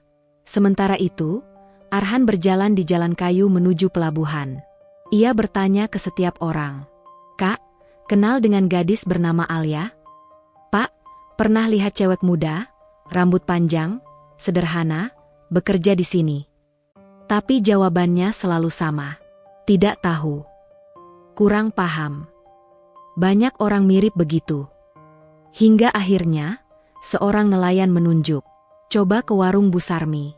Kadang ada anak perempuan bantu-bantu di sana. Arhan mengangguk. Untuk pertama kalinya sejak tiba di kota itu, harapan muncul jelas di matanya. Ia melangkah ke warung itu. Namun takdir, seperti ingin bermain-main. Karena saat Arhan tiba di depan warung itu, Alia baru saja keluar dari pintu belakang, membuang sampah ke tepi laut. Langkah mereka terpisah hanya beberapa langkah. Tapi dunia belum mengizinkan mereka bertemu. Rumah sakit, pengakuan yang menggetarkan. Sementara itu, di rumah sakit, Nyonya Ratna menggenggam tangan suaminya. Suaranya pelan, tapi sangat jelas. Pak, Alia bukan hanya pembantu. Dia menyelamatkan nyawa saya. Suaminya mengusap air matanya. Alia, setiap malam mengganti infus, pijat tangan saya, doakan saya. Kalau bukan dia, saya mungkin tidak bangun. Pak Pradipta mengangguk. Aku tahu, Ratna. Arhan juga sudah tahu. Dia menyesal. Ibu Ratna menarik napas lemah. Kalau dia temukan Alia, aku ingin peluk dia. Minta maaf. Dan terima kasih. Malam semakin dalam. Alia kembali ke loteng kecil tempat tidurnya. Ia memegang gelang kayu yang diberikan Nisa. Ia menatap laut dari jendela reot. Bu Ratna, semoga ibu benar-benar sembuh. Di penginapan lain, tidak jauh dari sana, Arhan menatap foto Alia yang tersimpan di ponselnya. Satu-satunya foto, hasil tak sengaja tertangkap kamera CCTV rumah. Besok, aku akan temukan kamu. Aku janji. 2 hati, 2 luka, 2 doa. Semakin dekat. Hanya 1 malam lagi. Matahari pagi muncul perlahan di ufuk timur rantau laut. Sinarnya jatuh ke permukaan air dan berkilau seperti serpihan kaca. Suara riuh pasar ikan mulai terdengar. Ikan-ikan dilemparkan ke atas meja kayu. para ibu-ibu menawar dengan suara keras, dan aroma asin laut bercampur bau es batu yang mencair. Hari itu adalah hari ketika takdir mulai bergerak lebih dekat. Alia dan pagi yang sepi. Alia bangun lebih cepat dari biasanya. Fajar bahkan belum sempurna. Ia menyalakan kompor kayu, merebus air, lalu mulai menyiapkan bahan-bahan dapur sebelum Bu Sarmi tiba. Kalau begini terus, aku bisa kumpulkan uang buat pulang. Pelan-pelan, gumamnya. Namun, ada gelisah yang tidak bisa ia abaikan. Setiap bisikan tentang polisi yang mencari gadis bernama Alia masih membekas di kepalanya. Ia berkali-kali memegang dadanya sendiri, seakan jantung yang berdegup terlalu kencang bisa ia tenangkan. Arhan benar-benar mencariku? Atau hanya gosip nelayan? Ia menggeleng cepat. Tidak, jangan berharap. Itu hanya ilusi, Alia. Tapi harapan adalah sesuatu yang bahkan orang paling terluka pun tak bisa bunuh sepenuhnya. Arhan dan jejak yang semakin dekat. Pukul 6.10 pagi. Udara masih dingin. Arhan keluar dari penginapan. Langkahnya cepat. Tatapannya penuh tekad. Ia kembali ke pelabuhan, mendekati para pekerja yang baru menurunkan hasil tangkapan ikan. "Permisi, Pak," ujarnya sopan kepada seorang lelaki parubaya. "Saya mencari seorang perempuan bernama Alia. Mungkin dia pernah bekerja di sini atau tinggal di kota ini." Lelaki itu berpikir sejenak. "Alia? Ada anak perempuan yang bantu-bantu di warung dekat dermaga. Warung Bu Sarmi." Jantung Arhan berdebar. Warung Bu Sarmi. Ia sudah ke sana semalam, tapi hanya sampai depan, belum sempat bertanya detail. Tanpa menunggu lagi, ia berjalan cepat ke arah warung itu. Detik ini, jarak mereka tinggal beberapa puluh meter.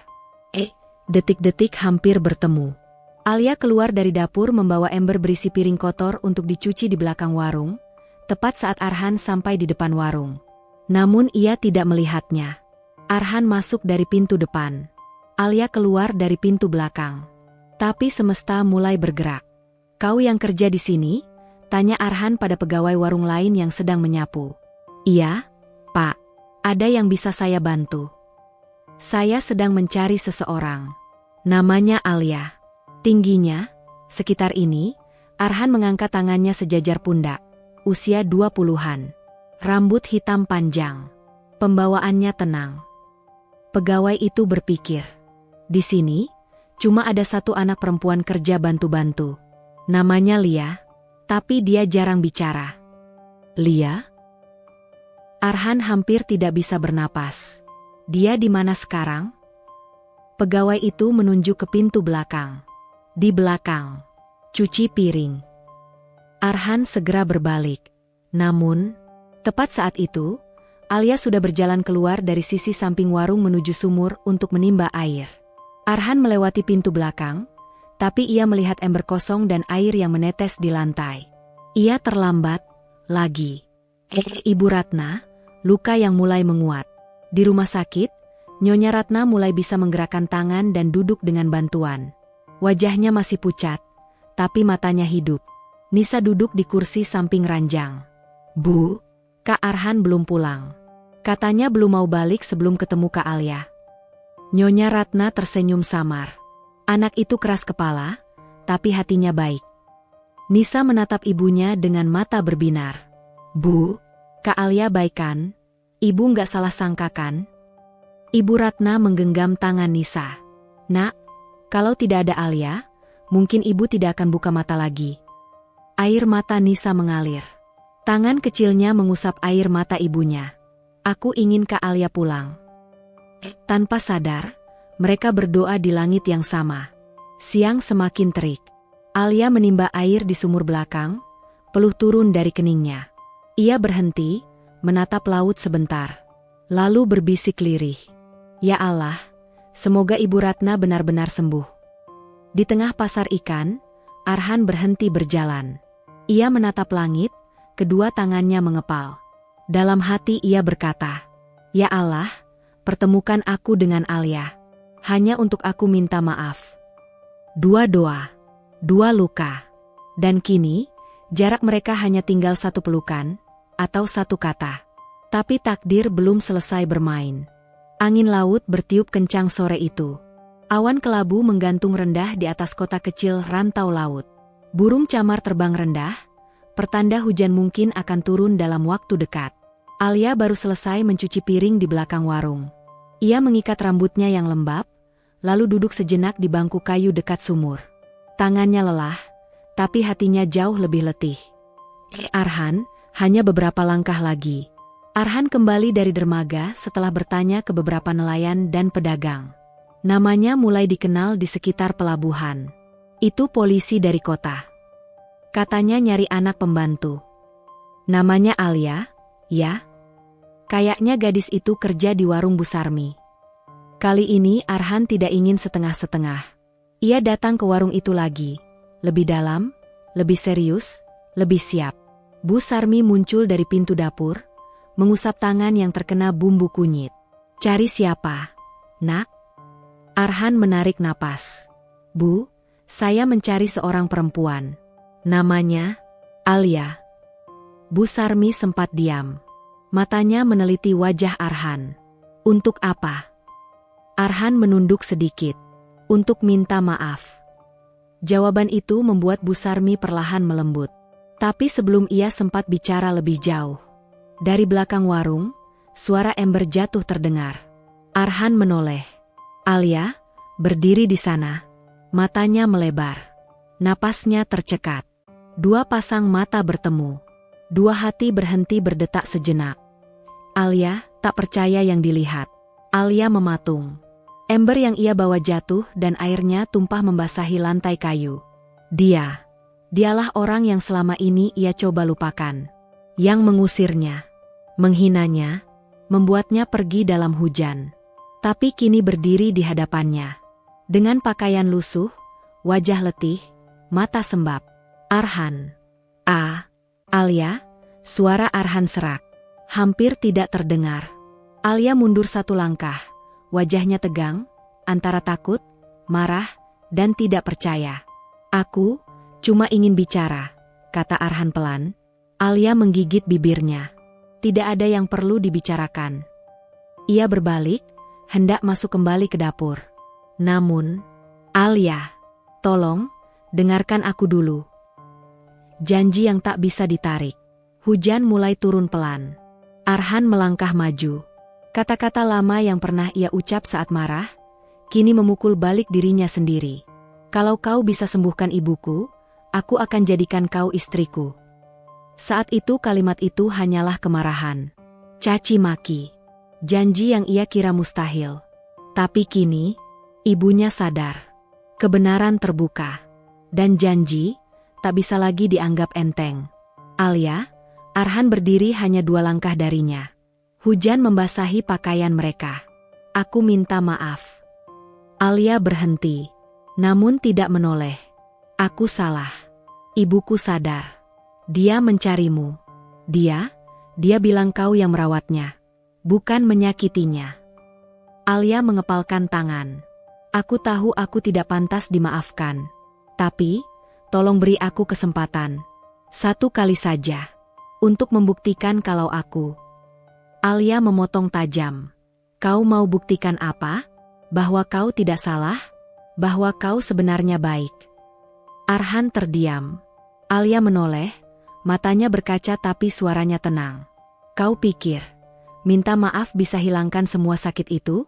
Kata-katamu, tatapanmu, cara kau usir aku di depan semua orang. Hujan semakin deras. Arhan menunduk. Tidak.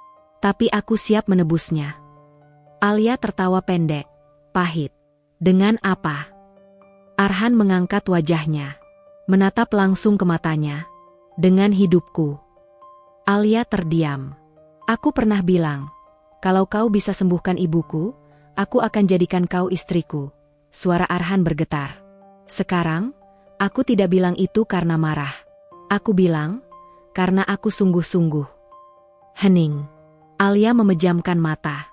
Air mata jatuh, entah karena hujan atau sedih. Bukan seperti itu caranya, Arhan. Kau tidak bisa menebus semuanya hanya karena rasa bersalah. Arhan setuju, tapi tekadnya tak redup. Bukan rasa bersalah. Tapi karena aku akhirnya tahu siapa kamu dan siapa aku di hadapanmu. Di balik hening itu, Bu Sarmi dari jauh diam-diam menyaksikan. Tidak ikut campur. Laut bergemuruh. Hujan turun deras. Alia berdiri diam. Arhan menunggu jawaban. Dan takdir akhirnya berhenti bermain-main. Kini ia mulai memberi keputusan. Namun, jawaban Alia bukan iya atau tidak. Melainkan, temui ibumu dulu, Arhan. Jika kau masih mengatakan hal yang sama setelah itu, baru aku akan jawab. Arhan mengangguk. Ia tahu, itu bukan penolakan. Tapi juga belum pengakuan. Itu adalah jalan. Dan ia bersedia menempuhnya. Hujan masih turun. Namun untuk pertama kalinya, hati dua insan itu tidak lagi berjalan berlawanan arah. Langit kembali cerah setelah hujan. Jalan-jalan basah memantulkan cahaya matahari sore. Di rantau laut, warung-warung mulai tutup, tetapi rasa degup hati dua manusia, Alia dan Arhan, baru saja dimulai. Alia tidak menolak, tapi ia juga tidak menerima. Temui ibumu dulu, Arhan. Itu kalimat terakhir Alia sebelum meninggalkan Arhan berdiri sendirian di bawah hujan. Rumah sakit mata yang telah menunggu. Ketika malam tiba, Arhan sudah kembali ke kota. Dengan pakaian masih lembab dan lelah luar biasa, ia berlari menyusuri lorong rumah sakit. Di depan pintu ruang ICU, Pak Pradipta berdiri, mata berkaca-kaca. Han? Arhan menunduk, suaranya lirih. Maafkan aku, Yah.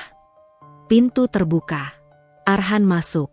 Dan di sana, di atas ranjang putih, ibu yang ia kira takkan bangun, kini menatapnya.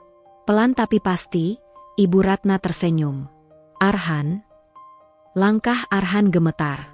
Ia mendekat, lututnya hampir tak kuat menopang tubuh. Ibu sadar. Ibu Ratna mengulurkan tangan. Arhan buru-buru menggenggamnya, lalu menunduk, menangis di atas punggung tangan itu. Maafkan aku, Bu, aku telat, aku bodoh. Tangan Ibu Ratna mengusap kepala putranya lembut. Yang penting, kamu pulang. Nama yang tidak bisa dilupakan. Setelah beberapa menit, Ibu Ratna berbisik. Alia, bagaimana dengan Alia? Arhan terdiam. Ibu Ratna menatapnya serius. Mata yang tadinya lembut, kini tegas. Han, Ibu ingat semuanya. Malam sebelum aku koma, Alia yang memberi obat, tapi bukan racun. Aku yang minta. Dia merawat ibu ketika semua orang tidur. Dia menangis diam-diam saat ibu kesakitan. Air mata Arhan kembali jatuh. Ibu, aku mengusir dia. Ibu Ratna memejam, suaranya lirih namun tegas. Kejar dia. Peluk dia. Dan jika memang kau mencintainya, jangan lepaskan. Arhan mengangguk. Tapi ia tahu, sejak saat itu, cinta bukan sekadar perasaan. Tapi pilihan. Dan tanggung jawab. Alia malam yang sunyi, hati yang tak hening. Di sisi lain, di rantau laut, Alia duduk di tepi dermaga, lutut ditarik, dagu bertumpu di atasnya. Angin laut membelai rambutnya pelan. Kenapa dia kembali, setelah semuanya hancur? Gumamnya. Gelang kayu pemberian Nisa masih ia genggam. Air mata menetes, jatuh ke permukaan laut. Aku bukan siapa-siapa, bagaimana aku bisa berdiri di samping dia? Namun, bayangan tatapan Arhan saat mengatakan, aku menebus dengan hidupku, terus menghantuinya. Alia menggigit bibir. Kenapa hatiku masih berdebar untuk orang yang menyakitiku? Titip pesan. Esok paginya, Arhan datang lagi ke warung Bu Sarmi. Tapi Alia sudah tidak ada. Lia libur hari ini, kata Bu Sarmi. Dia ke pasar beli bahan. Namun sebelum Arhan pergi, Bu Sarmi menatap mata pemuda itu. Kau sungguh-sungguh mencarinya. Arhan mengangguk. Saya tidak akan berhenti sampai dia memaafkan saya. Bu Sarmi menarik napas. Kalau begitu, kalau kau benar-benar serius, jangan patahkan hatinya sekali lagi. Ia lalu memberi secari kertas. Ini, rumah tempat Alia tidur. Tapi jangan paksa dia bicara. Dia sudah terlalu sering bertahan sendirian. Arhan menerima kertas itu. Ia menggenggamnya kuat-kuat. Di ambang pertemuan kedua. Sore itu, langkah Arhan tiba di rumah kayu sederhana di tepi laut, tempat Alia tinggal. Pintu tertutup. Tirai bergerak perlahan karena angin. Arhan mengangkat tangan, hendak mengetuk. Tetapi sebelum jemarinya menyentuh pintu, suara lirih terdengar dari balik dinding kayu. Alia sedang mengaji. Suara itu lembut, jernih, penuh luka, tapi juga penuh harapan. Arhan terdiam. Ia tidak jadi mengetuk. Ia duduk di tangga depan rumah, menunggu. Langit berubah jingga keemasan. Air laut memantulkan cahaya sore. Hingga akhirnya, suara mengaji itu berhenti. Pintu berderit terbuka. Alia berdiri di ambang. Ia terkejut melihat Arhan duduk di sana. Namun tak berkata apa-apa. Arhan berdiri. Matanya tenang. Tidak memaksa. "Boleh aku bicara sebentar?" tanyanya pelan. Alia diam. Lalu mengangguk. Tapi sebelum ia bicara, Arhan menarik napas dalam, lalu berkata, "Aku sudah temui ibu. Dan setelah apa yang ibu katakan, aku tetap di sini. Untukmu. Jika kamu izinkan." Senja merambat menjadi malam. Laut tenang, hanya suara ombak kecil yang menyentuh bibir pantai. Lampu-lampu perahu nelayan jauh di tengah laut terlihat seperti bintang jatuh yang enggan menyentuh bumi. Di depan rumah kayu sederhana itu, dua manusia berdiri saling berhadapan. Alia, dengan luka yang belum sepenuhnya sembuh. Arhan, dengan penyesalan yang belum lunas terbayar. Namun malam itu, takdir berhenti membuat keduanya berputar. Kini saatnya memilih. Aku tidak akan pergi." Alia memeluk lengannya sendiri. Udara malam di tepi laut dingin, namun tatapan Arhan lebih menusuk daripada angin. "Kau sudah temui ibumu?" Alia bicara pelan. Arhan mengangguk. "Iya.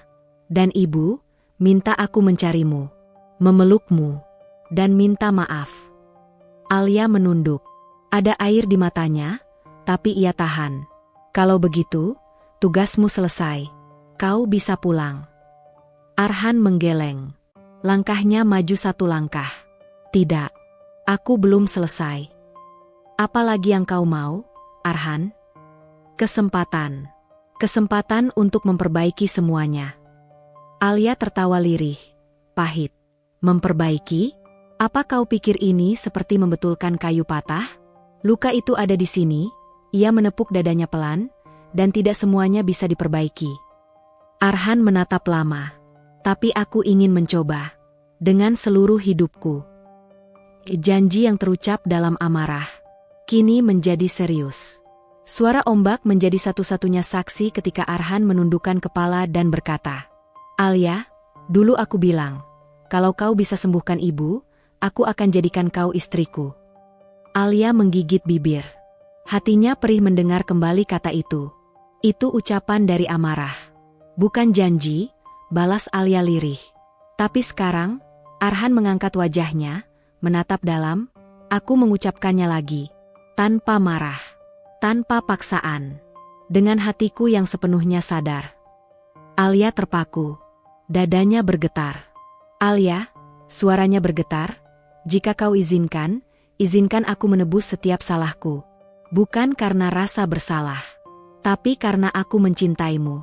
Bukan sebagai pembantu, bukan sebagai penolong ibu, tapi sebagai perempuan yang Allah kirim untuk membuatku mengerti arti ketulusan." Hening. Laut seakan berhenti bergerak. Hati Alia luruh, tapi pikirannya masih bertahan. Luka tidak hilang, tapi bisa dipeluk. Alia menghela napas panjang. Air mata jatuh. 1, 2, kemudian banyak. "Kenapa?" Suaranya pecah. "Kenapa harus aku yang kau cari? Kau bisa bersama siapapun. Perempuan cantik, pintar, selevel darimu." Arhan mendekat. Tatapannya lembut. "Karena tidak ada yang bisa menandingi cara hatimu mencintai tanpa pamrih." Alia menunduk, bahunya bergetar. "Aku takut, Arhan," lirihnya. "Aku takut kau berubah pikiran nanti. Aku takut ini hanya rasa bersalah." Arhan mengulurkan tangan. Tidak memaksa, hanya menunggu. "Alia, Aku tidak bisa menjanjikan dunia. Aku tidak bisa hilangkan masa lalu. Tapi aku janji, aku tidak akan biarkan kau menanggung masa depan sendirian. Perlahan, tangan Alia bergerak, menyentuh jemarinya. Tidak erat, tidak juga melepas. Pelukan yang terakhir kali menyembuhkan. Tiba-tiba, dari dalam rumah kecil itu, Bu Sarmi muncul. Namun ia tidak bicara. Ia hanya melihat, tersenyum kecil, lalu mundur pelan, membiarkan dua anak manusia itu menuntaskan perasaannya. Alia mendongak. Matanya jernih, meski basah. Kalau Ibu Ratna benar-benar butuh aku akan pulang. Bukan karena kau, tapi karena beliau. Arhan mengangguk. Aku akan ikut. Tapi aku tidak akan ganggu hatimu. Sampai kau siap. Alia menghapus air mata. Lalu ia menarik napas, dan berkata, Arhan, kalau suatu hari nanti aku berkata iya atau tidak, kau harus terima. Kau siap? Arhan menatap mantap. Aku siap. Bahkan jika jawabannya membuatku terluka. Air mata Alia jatuh lagi. Tapi kali ini bukan hanya luka. Ada lega. Ada tenang. Aku belum bisa jawab sekarang, katanya pelan. Tapi Arhan bersiap apapun. Jangan pergi. Seketika, dunia seakan berhenti bergerak. Ombak tetap menyentuh pasir. Angin tetap meniup daun nyiur. Tapi hati Arhan dan Alia bertemu di titik yang sama. Arhan mendekat, meraih bahu Alia. Tidak menarik, hanya merangkul perlahan. Dan untuk pertama kalinya, Alia tidak mundur. Cahaya baru. Pagi berikutnya, Arhan dan Alia bersiap kembali ke kota. Menemui Nyonya Ratna. Menjawab harapan seorang ibu. Dan menapaki jalan baru, entah akan dipenuhi duri atau bunga, mereka belum tahu. Nyonya Ratna menunggu dengan senyum dan air mata. Nisa berlari-lari di koridor. Pak Pradipta berdiri di samping. Dan ketika pintu rumah sakit terbuka, Alia melangkah masuk. Arhan di sampingnya. Ibu Ratna menangis. Nisa menubruk Alia. Pak Pradipta mengangguk lega. Dan Arhan hanya berdiri, menundukkan kepala, menjaga jarak. Karena kini ia tahu, cinta bukan tentang memiliki cepat-cepat. Cinta adalah tentang mendampingi, sampai dia sendiri memilih untuk tinggal.